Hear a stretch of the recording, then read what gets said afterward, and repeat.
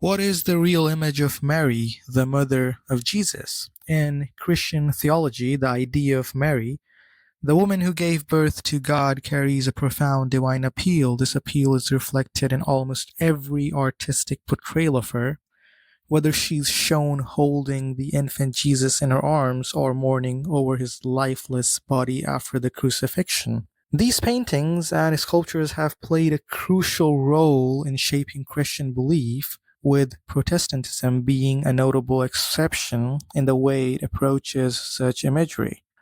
But what exactly is the image of Mary that has been created through art? And what does this image tell us, not only about Mary, but about the way Christianity, art, and ideas of womanhood have developed together?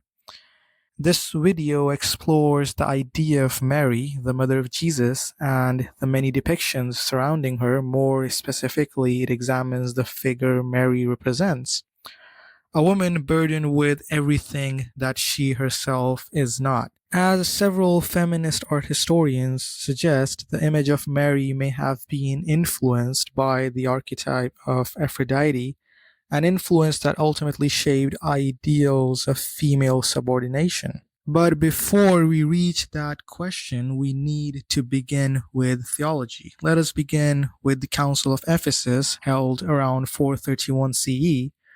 More than a century after the Council of Nicaea, this council was convened by Emperor Theodosius II to resolve a controversy initiated by Nestorius, the Patriarch of Constantinople.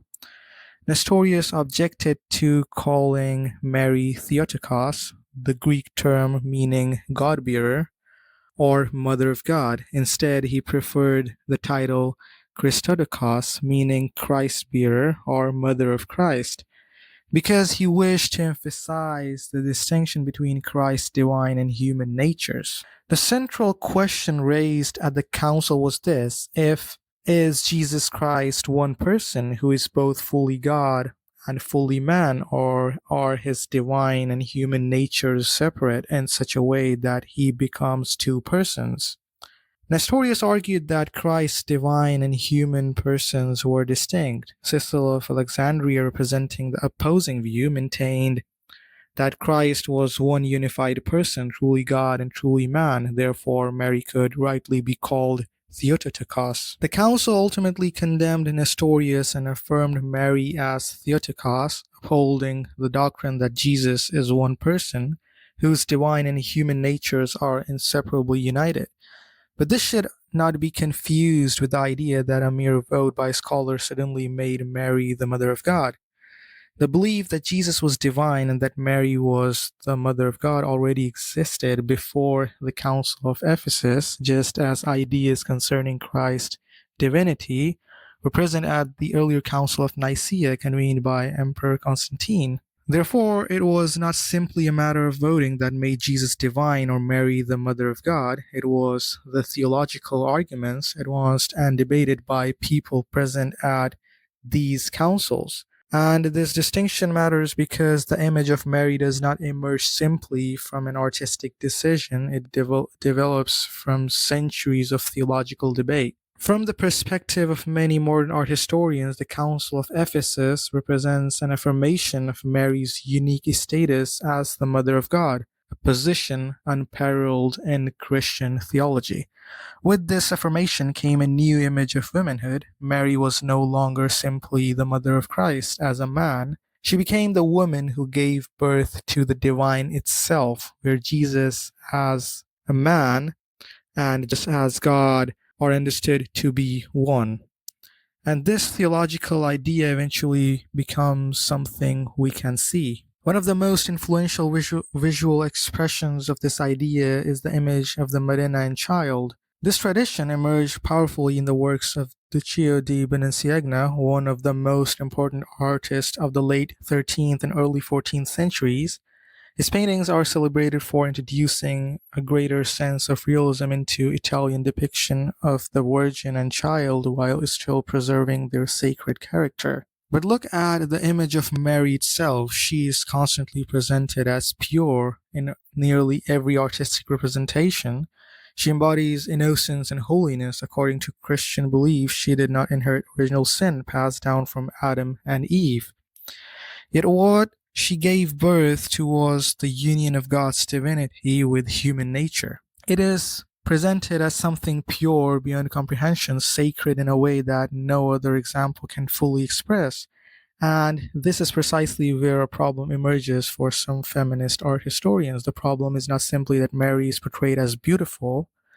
The problem is that Mary's beauty, purity, chastity, motherhood, and submission can become a model for what a woman is supposed to be. Countless images of Mary adorning churches, paintings, sculptures, and wall can therefore become symbols of a religious ideal of what a woman ought to be, an image that defines female purity and sacredness through standards that transcend ordinary human reality and natural experience. Mary becomes more than a historical woman, she becomes an ideal. And once a woman becomes an ideal, the question is what happens to the ordinary woman who cannot or does not want to become that ideal. Another important metaphor for Mary's sealed and chaste image is the enclosed garden known as the Hortius Conclusus, discussed by Catherine McCormack as well in her book. I will put the link down in the description. Images expressing this idea often depict Mary within a walled garden separated from the rest of the world. The concept originates from the Song of Songs in the Bible, where the exact quote, "A garden enclosed is my sister, my spouse, a spring shut up, a fountain sealed." Metaphor is striking. Mary is enclosed, she is protected, she is separated, she is pure, but for many feminist art historians, the phrase, "a spring shut up, a fountain sealed," becomes particularly troubling. Because within this image, Mary appears to be assigned only two essential roles. First, to nourish Jesus as an infant, and second, to grieve his death as an adult. The woman is therefore defined through motherhood and mourning. Her identity is tied to the life of the divine man, and this brings us to a broader question about art itself. Art does not merely capture reality. After its creation, it begins to construct a reality of its own. The image acquires a life beyond its subject. A painting of Mary does not simply show us Mary, it gives us an ideal of what Mary is supposed to mean. And this is where we can perhaps think about ideas associated with Roland Barthes, or perhaps in another way, Jean Baudrillard.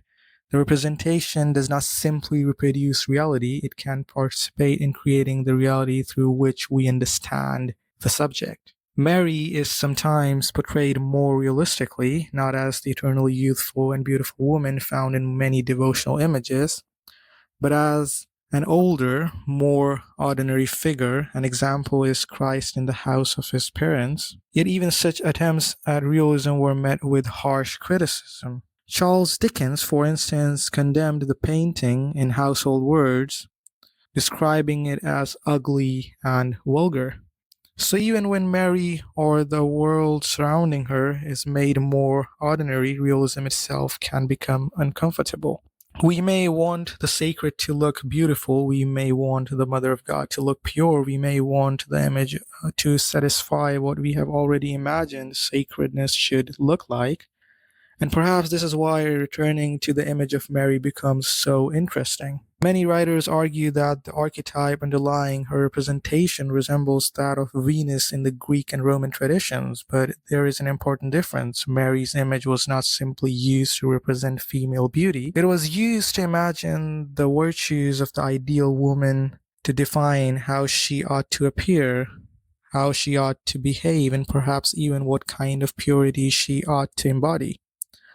I'm not entirely convinced that Mary's image should be understood solely through these lines of thought, and this uncertainty is important because such arguments form the foundation of much contemporary writing on Mary, particularly within approaches influenced by the idea of the political unconscious described by Frederick Jameson, and by art history understood as a discursive formation institutionalized within museums and universities during the 20th century. Scholars such as Griselda, Pollock argue that despite art's seemingly marginal place in material and political life, the privileged discourses surrounding art serve symbolic purposes, disseminating ideas of Eurocentrism and masculine supremacy far beyond the artistic sphere. So perhaps the question is not simply what does the image of Mary show us? Perhaps the more difficult question is what has the image of Mary taught us to see?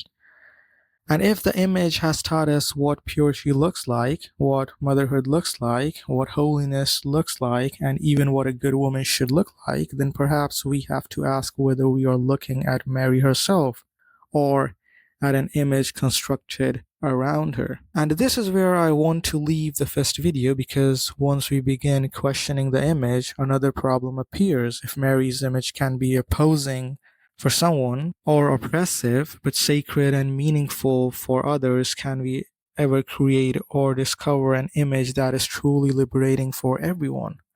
This is the question we will continue with in the next video. Thank you so much for watching, and see you in the next one. Bye.